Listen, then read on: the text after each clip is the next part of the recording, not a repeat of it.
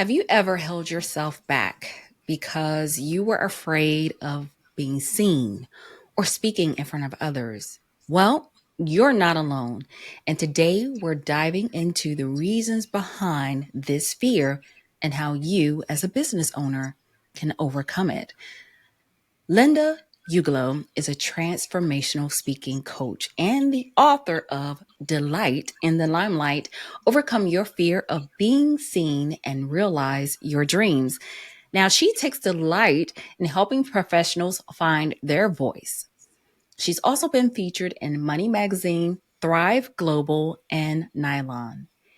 Now, Linda is on a mission to help her entrepreneurs to break free from their fear of public speaking and find joy in self expression. So, welcome, Linda. I'm happy to have you here today. I'm happy to be with you, SaCola. Great. Linda, let's just dive in because you and I have similar backgrounds in helping entrepreneurs being seen and stepping into the limelight or stepping into the spotlight.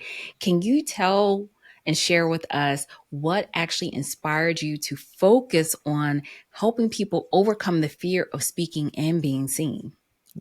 Well, unlike you, SaCola, I was not someone who was comfortable speaking all my life. In fact, it was just the opposite. I was very silent as a child. What I remember is my first speaking experience in grad school. I totally froze up and not a word came out. And I determined I would never speak in public again. And I didn't for the next 10 years until something came up in my life that invited me or nudged me or kicked me in the butt to do something in public that I was extremely uncomfortable for, but I got through it. So what that experience taught me was that I could white knuckle through the fear.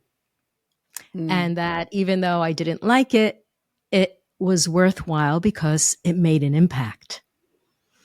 And I think that's where I was operating from when I started my online coaching business. And, you make your website and then people got to know that you exist. So you put yourself out there. It was back in 2015 and I started to take some video classes. Terrifying, very awkward, very uncomfortable.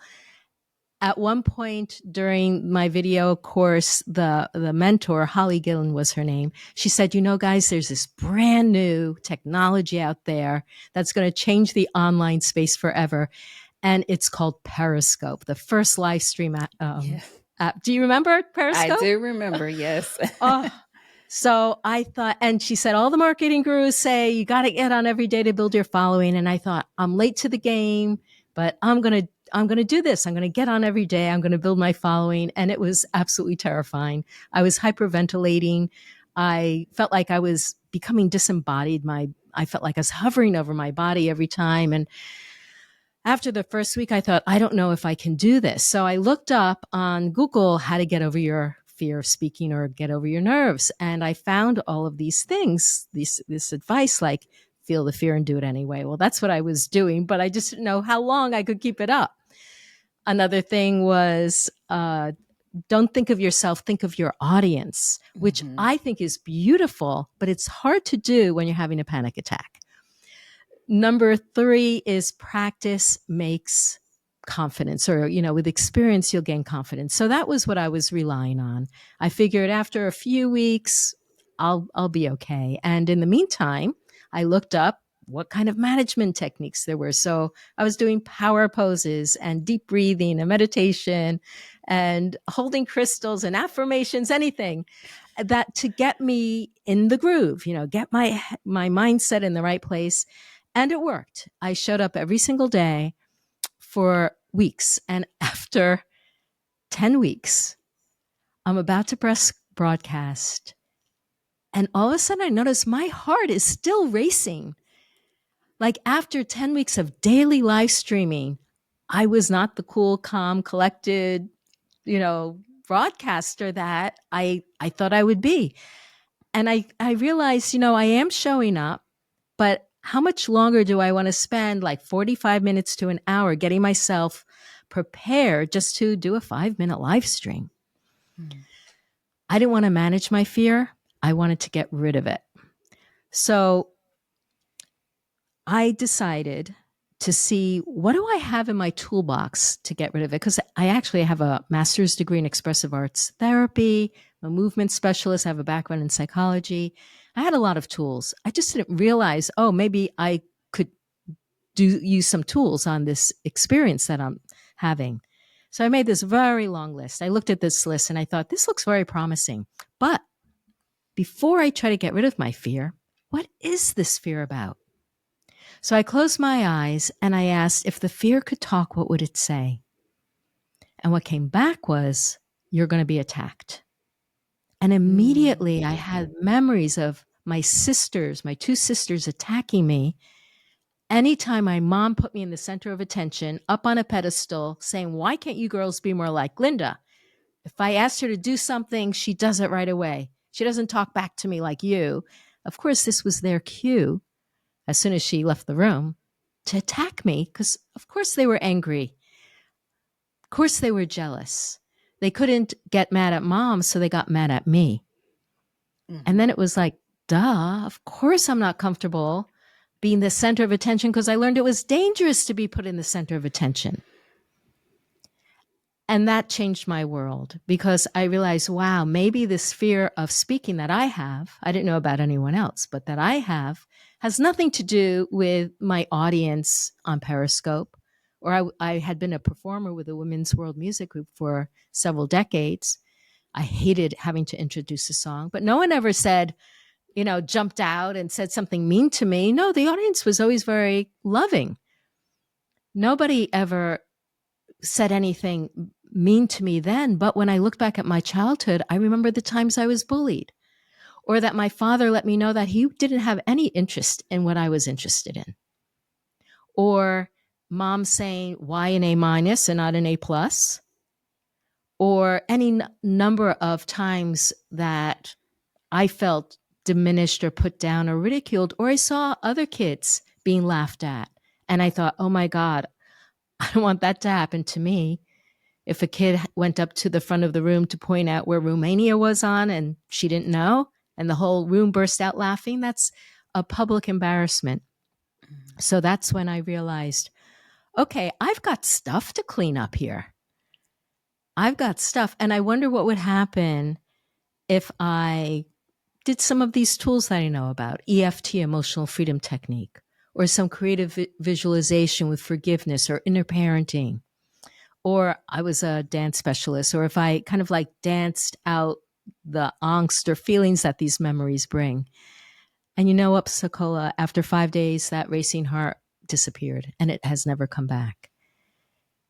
It was like all I needed to do was clean up the triggers. The triggers, Mhm. these are Yes. traumas from the past Mhm. that we may try to ignore or push through, but they still are there. When I managed my fear, I got myself to a place where I could ignore it, but the fear wasn't going away. It was waiting for me every single day to deal with until I got rid of it.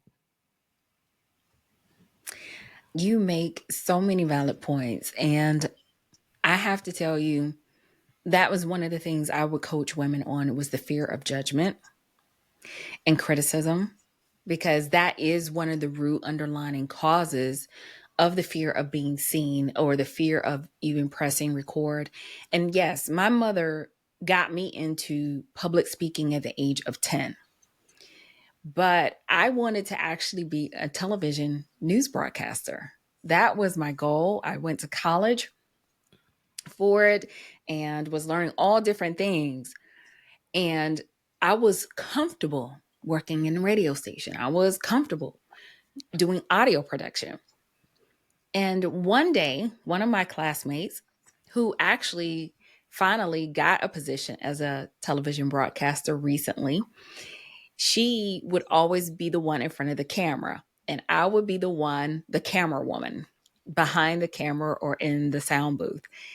And she wasn't there that day. And so I went in and I was like, I'll do it. I'll do it. I was like, this is my time. This is my time. And I'm sitting behind the table and I look at all these bright lights.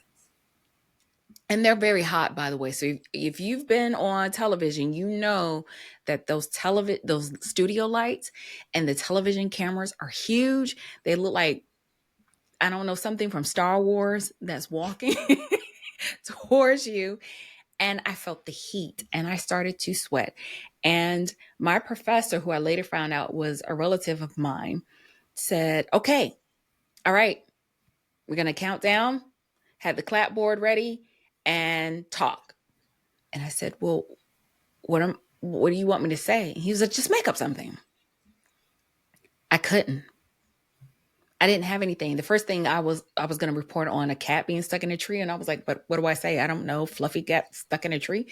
And I couldn't do it. And I looked at him and I said, "I can't.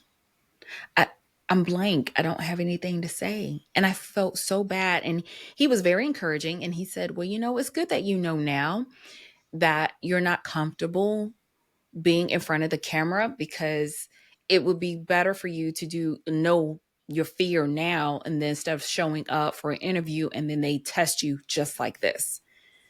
And I bombed, and I just begged to please go back behind the camera or in the booth. And so around 2015, when you were taking your class, I was getting coaching done, and I said, "I want to get over my fear, but I also want to help other people do that too." And that was one of the big things, is the fear of judgment or the fear of criticism and the triggers that come along. And I had to work and overcome my fear. And yes, those negative past experiences that you mentioned, Linda, it can shape people's self-image. We can hide behind a website, the glossy veneer of everything, or but when you have to face yourself in the mirror or through a camera lens, we feel that societal pressure for perfectionism, and or the past traumas that we might have experienced in our lives. So I want to thank you for sharing your story,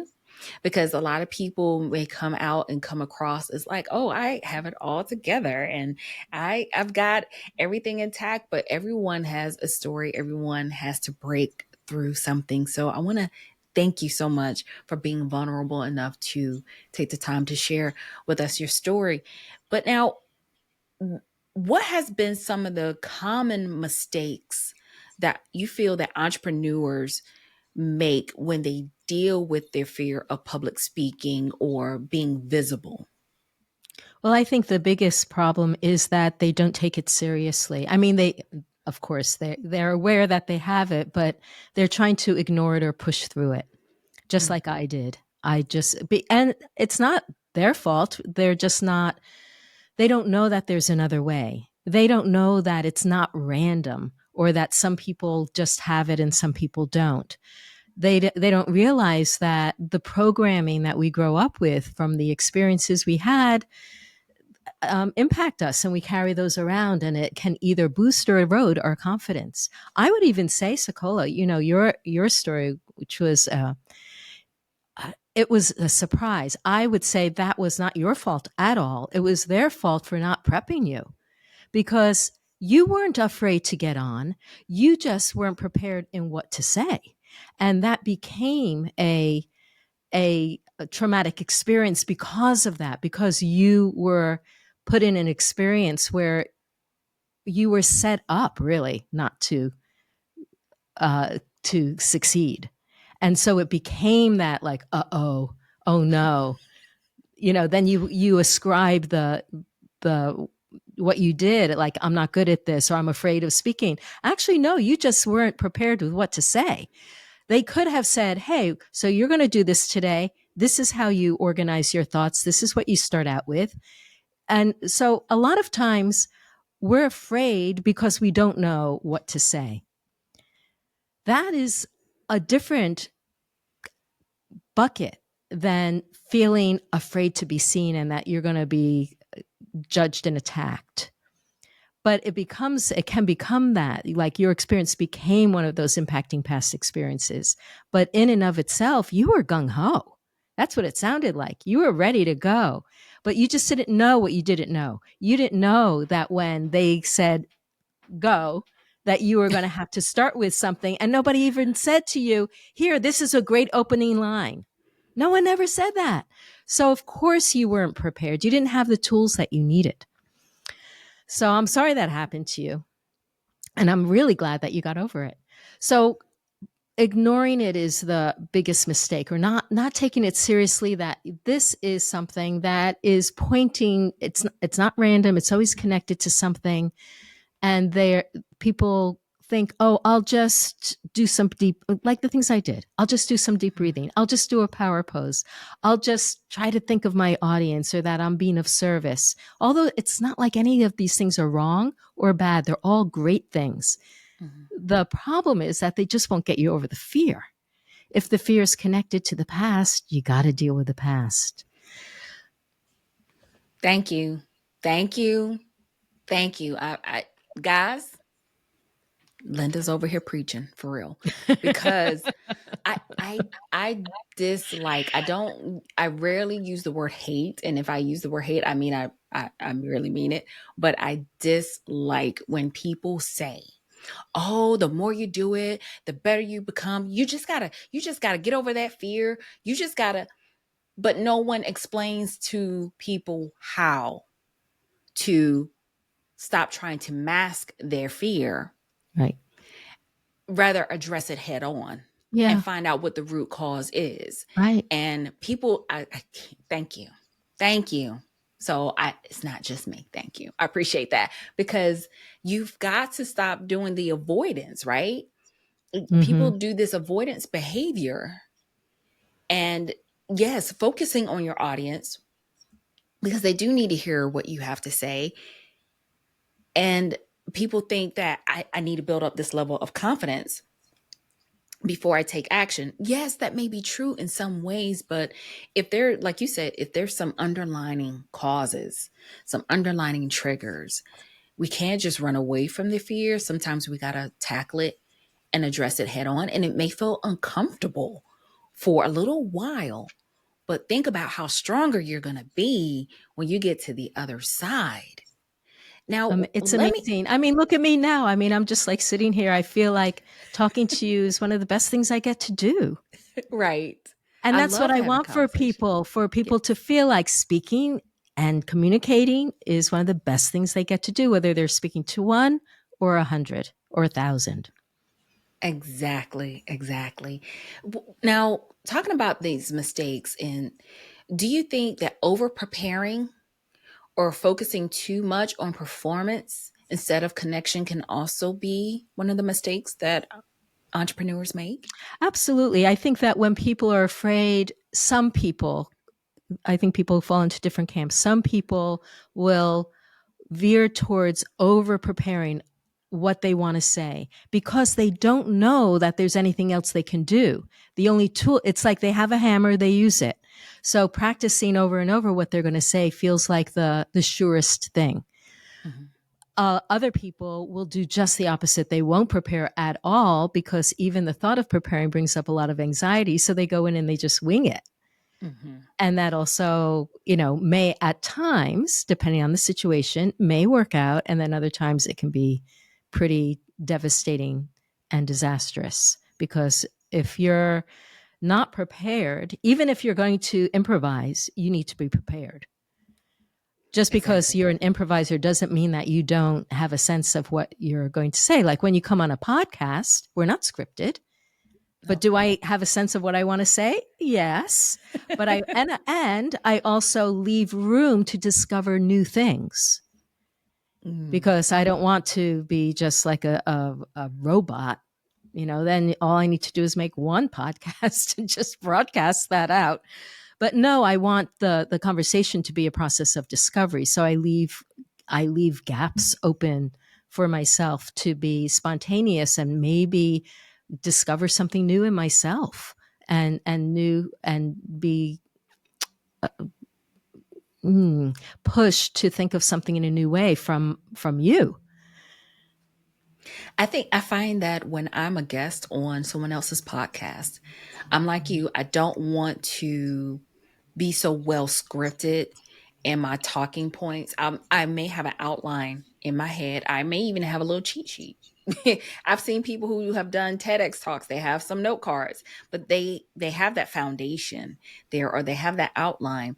But you leave yourself up to the naturalness, the openness of a conversation. You pave a way for vulnerability. That's what really truly connects you with your audience, or the listeners that are out there. And so if you too well scripted, yes, you can come across, like you said, a robot, and it doesn't sound as sincere or as natural. So Linda, let me ask you this though. What do you think are some of the practical steps that business owners can take to overcome their fear of being seen and heard, especially in what we call high pressure or high stakes situations? The time that you work on your fear of speaking is not during the high stakes situation. I mean, sometimes things can't be helped, but the time to get over it is ahead of time. Now, let me just briefly describe what that would look like. Okay. And then I'll also describe what it can look like if you don't have the time yet to do it.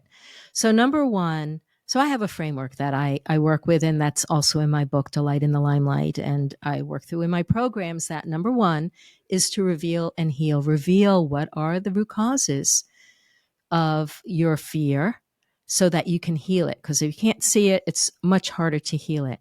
So places to look are family relationships. Where were you in your family? Was it a big family? Were you a only child? Did someone take up all the airtime? Were you respected? Were your thoughts encouraged and listened to?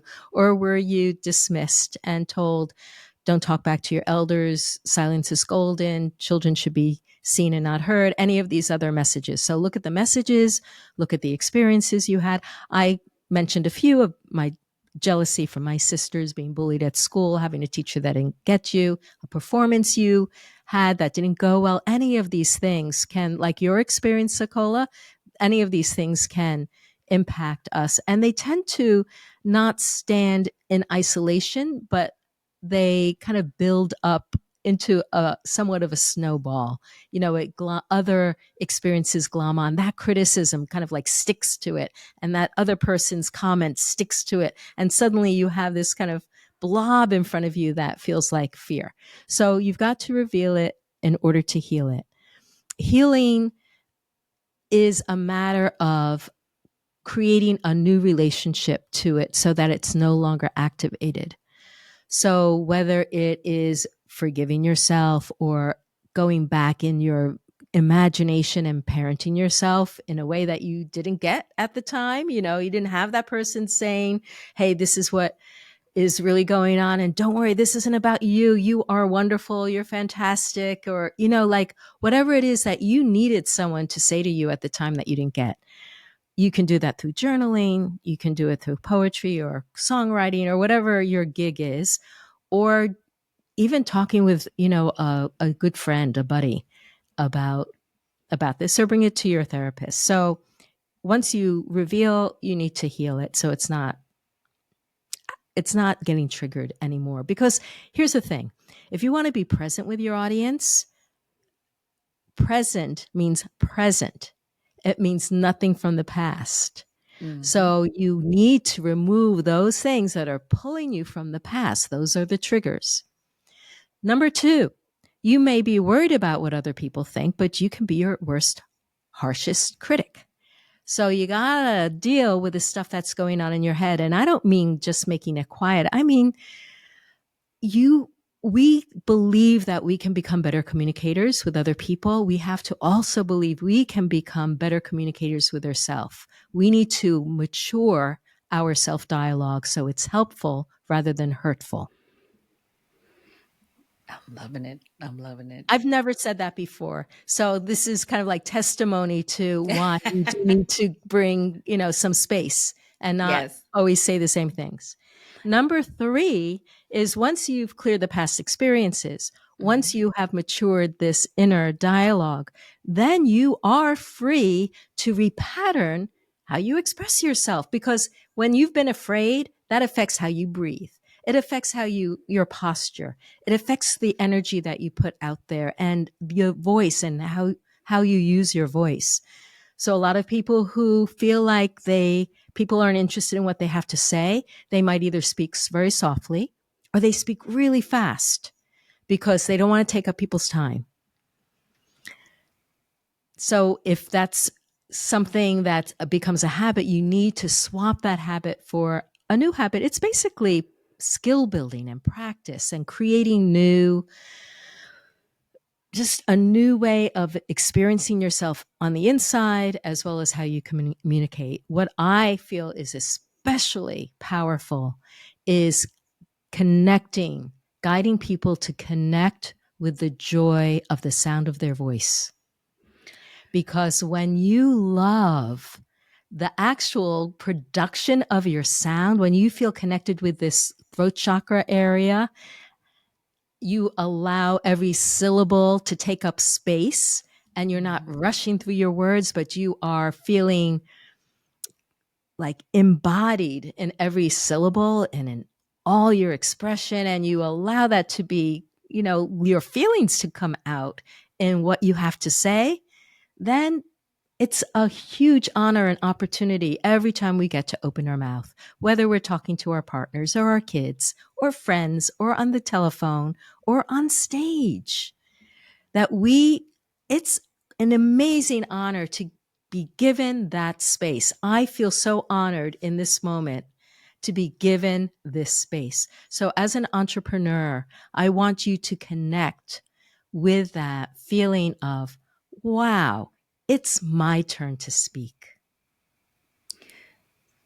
Love it. I think you and I are so aligned on this because I tell people a lot of times I catch myself first and foremost, but I also bring attention to people whether they are aware of it or not, even when we're just having conversations. What our thoughts may tell us, because a lot of times the way we think and the way our brain patterns are is a way to try and safeguard us, to try and keep us safe. But a lot of times our brains will also trick us and deceive us into thinking so low of ourselves. And then we speak that out. And I would always tell someone, I said, I don't know if you just realized what you just said. I said, but your ears were the first ones to hear that sound come out from your throat. And I said, and then you fed it right back into your brain. And even when we are having a conversation with other people, like your past experiences and some of the experiences I've had to deal with in my youth, we have trained ourselves in this pattern of thinking, and we have to shift our way of thinking and catch ourselves in those moments when we're putting ourselves down, when we're talking negatively about ourselves, or because we have been in a household, maybe we grew up where children were seen and not heard, or you were told you didn't have an opinion to voice, that you do have an opinion. Everyone has an opinion to be voiced. And practicing, like you said, in those low risk environments of just having dialogue with your family, your friends, showing up and being present in those moments, not worrying about, okay, I'm so socially awkward. I don't like small talk, but enjoying that moment, enjoying that conversation, enjoying that dialogue, but also having self compassion, practicing self compassion. Another thing I would add to that too is what I used to teach my clients is breathing exercises. A lot of times, women particularly, they say, "Oh, I don't like the sound of my voice." Even my husband, if I've recorded him and I'll play it back, he was like, "Who's that's me?" Because we don't get to hear how we sound externally. We have that inner voice, and sometimes we have to change and work on our inner voice to enjoy when we do hear the feedback of our outer voice. But overall, what I really got from what you were saying with this is building a positive narrative for ourselves, but also enjoying being vulnerable with it in our self-expression, how we speak to ourselves and how we interact with others. And that kind of leads me to the next question about the joy of self-expression. Is you're in your book, Delight in the Limelight. Can you explain how entrepreneurs can move from fearing the spotlight to actually enjoying it? You know, I think that during our lifespan, we are looking to discover ourselves. And how we know ourselves in part, there are many ways we can experience ourselves, but in part is how we express ourselves. But what happens is that because of our what we the mean the rule we create rules, like in addition to the rules that we think are around us of behavior, like how loud are we allowed to speak in a restaurant, or what kind of movements are we allowed to make outside, like would you skip down the street, can you jump up and down? Well, if you're a child you can, but are you allowed to do it as an adult? Would you allow yourself to do it as an adult? So it may be that there are some uh, scriptures or rules about how wide or how much permission there is for us to express ourselves, but we create an even narrower menu of what's allowable a lot of times. So, what I would say, as especially as an entrepreneur and personal branding, you must go through some kind of process of expanding your self-expression to know, like, what are you like? How do you like to express yourself? How are people like there was a maybe you've come across this too, SaCola. Some years ago it was recommended that I ask 5 or 6 people 3 words that they think of when they think of me, Mm-hmm. which is a great exercise. I talk about this in the book. I was at a writer's retreat for 5 days. And at the end, the teacher said, okay, I'm going to call out each person's name. And then everyone just popcorn what words that you think of them. So when it came to my name, people were saying soft, warm, generous, loving, all these beautiful, sweet words, which are, as a coach, they're things that I identify with because I want people to feel safe with me. But all of a sudden I had the word, please, please say bold. Someone say wacky. Someone say funny. And then all of a sudden I went, holy moly, they're not going to say it because I don't express that. If I want them to see that part of me, I can't just do it with my daughter.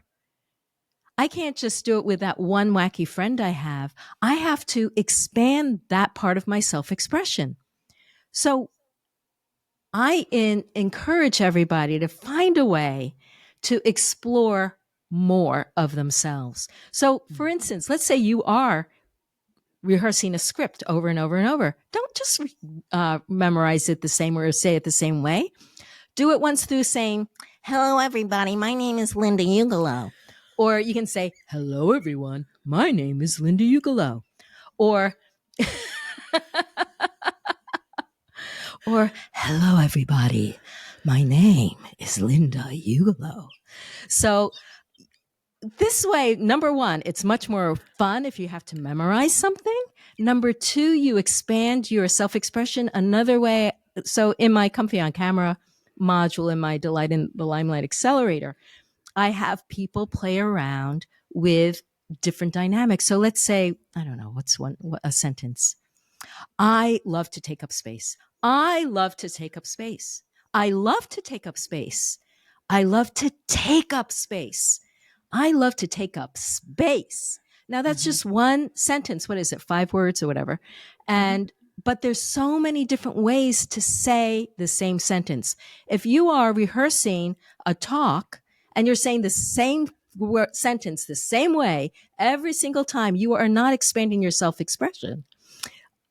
You have this opportunity to play and experiment with the emphasis on words, with the tonality, just like I did with the characters before, which is so much fun. You can play with volume. You can play with energy, like, oh, my name is Linda Ugelow, so a little bored. or you can be a little panicked, like, my name is Linda Ugelow. I mean, there's a gazillion ways. And if you've ever been in acting classes, you know there are just so many ways to deliver our self-expression. So as an entrepreneur, someone who's developing what is, or wondering, what is my voice? What am I like? How do I want to put myself out there? Don't limit yourself to how you have been. Mhm. Allow yourself to grow into what you can be. I like that. I like that very much. And guys, she has me cracking up. I think this is the first time on my podcast I've laughed so hard because it's so true. There's so many different ways in the way we normally express ourselves in conversations. And I will always tell people, look, when you're on camera, sometimes you got to jazz it up a little bit because it's not the same as when you're speaking in person. Because you may think, just like you and I are having a conversation right now, it's not going to have the same impact as it would if someone's watching this somewhere else on their phone, on the television, whatever. You've got to jazz it up a little bit more. You got to be a little bit more exciteful and more playful with it, because then that's when your expression actually comes across. But I also like to, and I think this is what I'm getting from you, because if we're just not just focusing on the getting over the fear of public speaking or being in the spotlight, but it's also a way to have fun and find joy in your entire life, not just in Absolutely. business. And I think that's when people are talking about, oh, I just love their energy, right? You hear that term, I love your energy.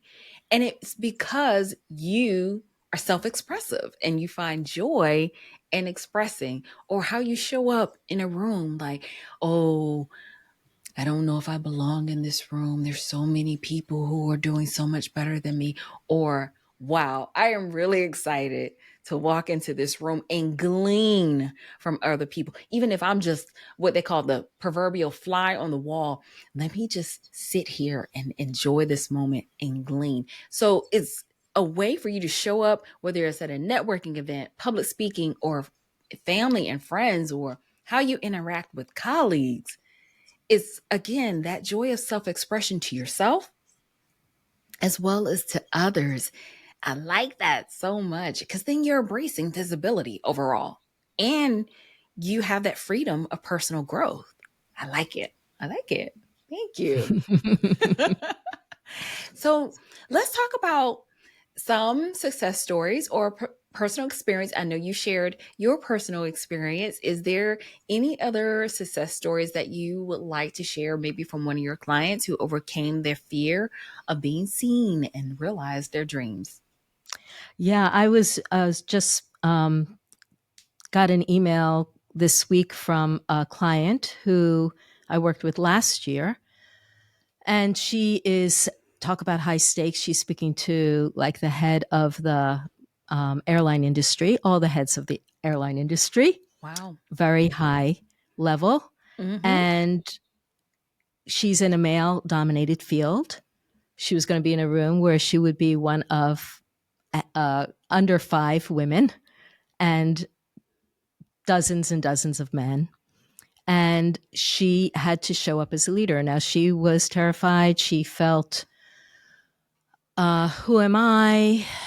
Just like all the things that you've said before, she would have heart palpitations, anxiety, losing sleep for days, headaches.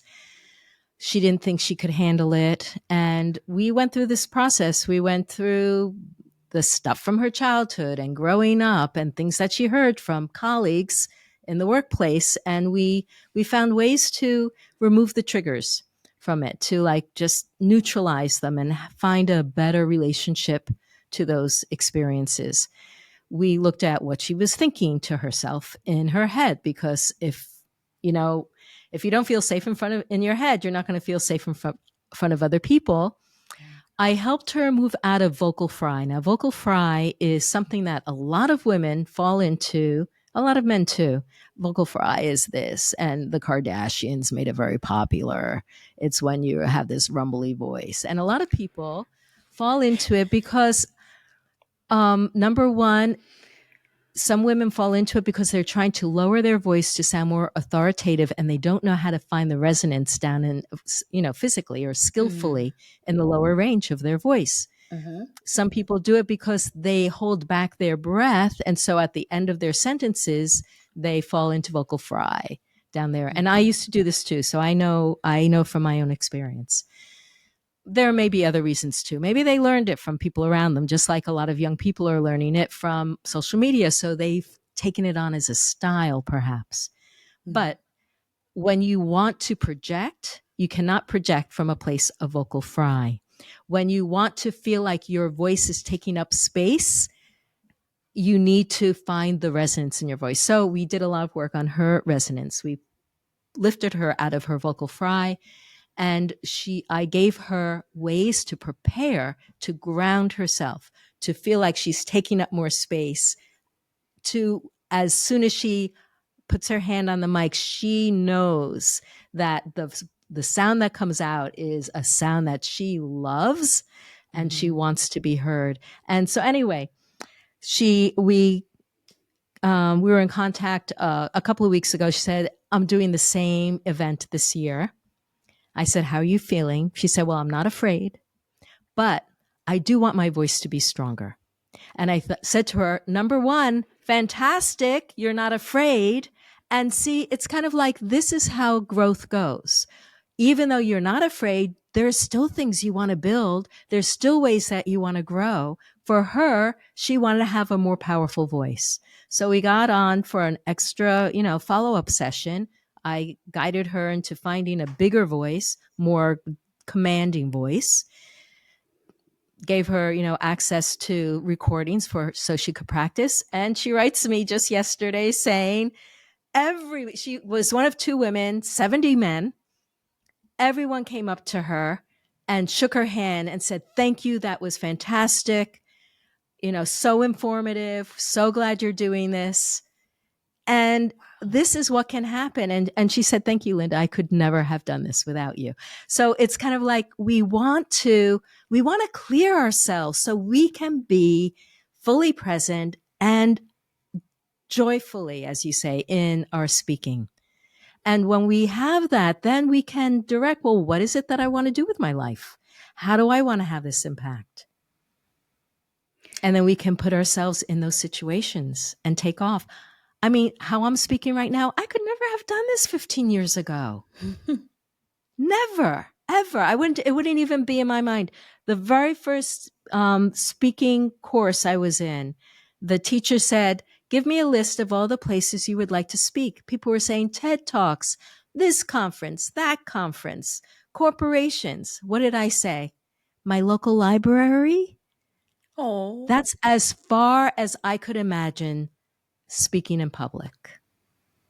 and look at you now. And look at me now. Yeah. And like I've never spoken in a stadium, but I prepare myself to do that. Dream I big. envision. Yeah. Well, it's not even just dreaming, but I practice. I Mm. practice my presence in a stadium. When I see someone performing in a stadium on YouTube, I imagine what is it like to be there? And just kind of like feel in a very, very relaxed, easy way, like, oh, those are those people in that section. Those are the people in that section. This is the big field or whatever. And just like relax into it, because when we mentally rehearse how we want to feel and how we want to be, we're actually changing our neural pathways. So I did promise earlier, I said, I'll tell you what to do if you have the time, but if you don't have the time, mentally rehearse. Mentally imagine yourself being how you want to feel, whether it's chill or energized or um, passionate, Mm-hmm. motivational. Yes, Like, see yourself speaking just the way you want, and do that every day. Even if you're speaking in 4 days from now, it will help you be that speaker you want to be. exactly. How do you want to show up for yourself, for others? And when you show up, I think primarily when we show up for ourselves every day, it comes across. to other people. So I think that visualization, that mentally preparing yourself every day. And I think a lot of people just don't do that. And I think that's the difference between living, thriving, and surviving or in existing. Mm, mm. Because people can just go through the routine, right? They're surviving. But to thrive, it takes extra. It takes, okay, this is a circumstance. This is what I'm dealing with right now. What can we do to make this better? What do I have control over? And the other part I don't have control over, I just let it go. And you realize that you've lifted all this weight off of your shoulders.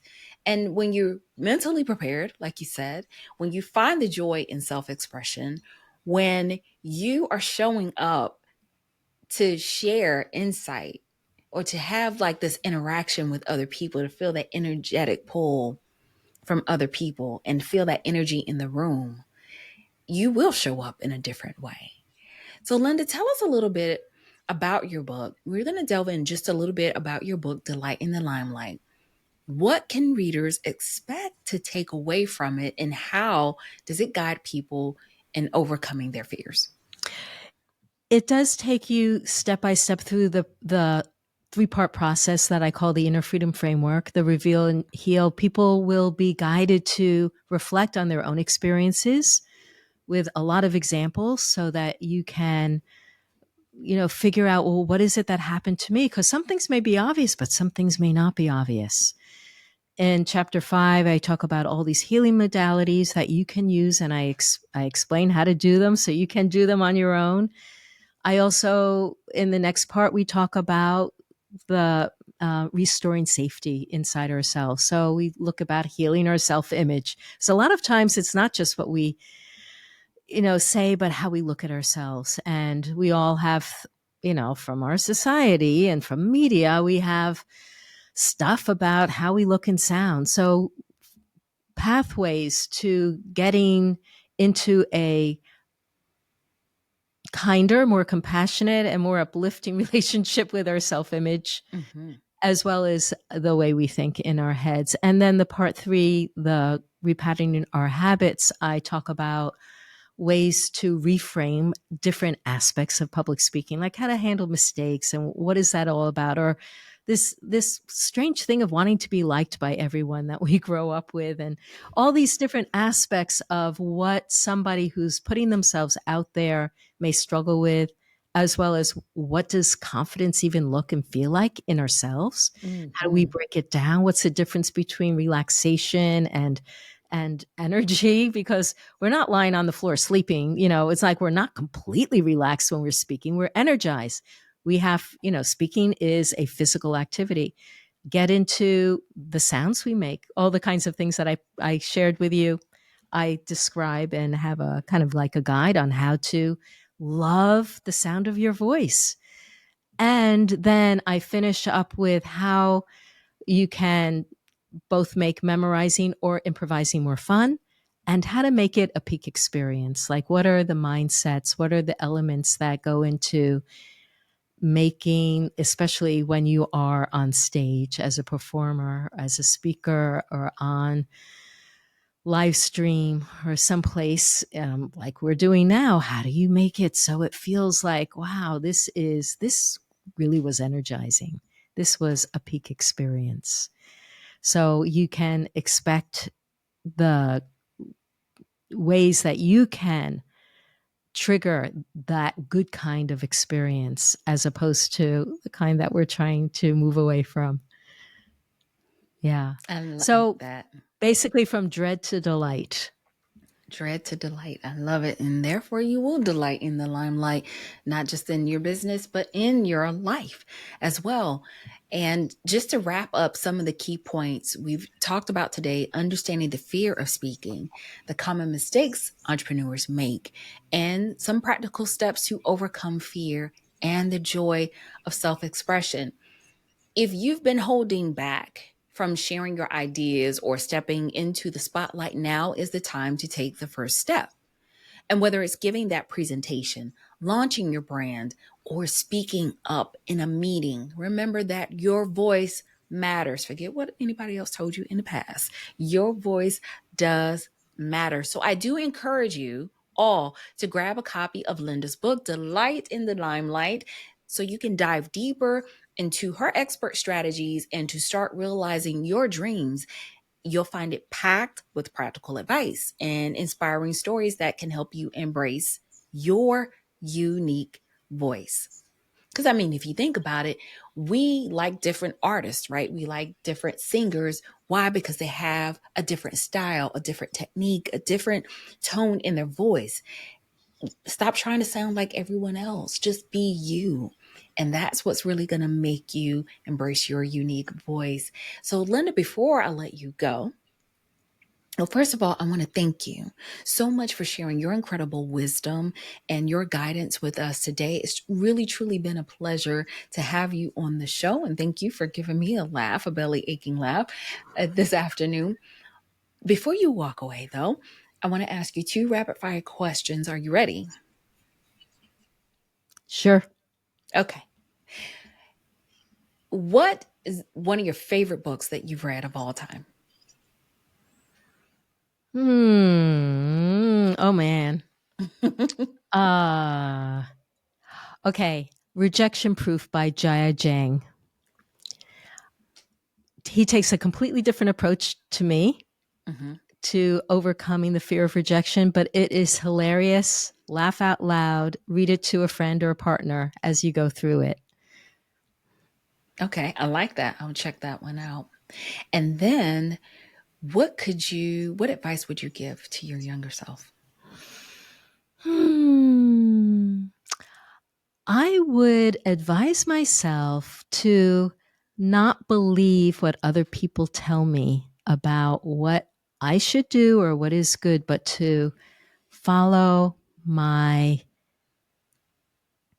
gut, follow my joy. And especially, I just feel like there's so many times that I raised other people's opinions over my own and changed the course of my life or didn't do things because other people led me to believe that it wasn't a good thing to do in their view. So I would say, hey, Linda, just because they said that, don't believe it's true. Awesome. So, to all our listeners out there, keep pushing past those fears because the world needs what you have to offer and they're waiting to hear what you have to say. So, until next time, remember to work it, live it, own it in your everyday lives. And if you know of another entrepreneur other than yourself who can really benefit from our conversation today, make sure you download it, make sure you copy that link and share it out to others so they can enjoy this conversation and glean from this information as well. All right, guys, until next time, take care.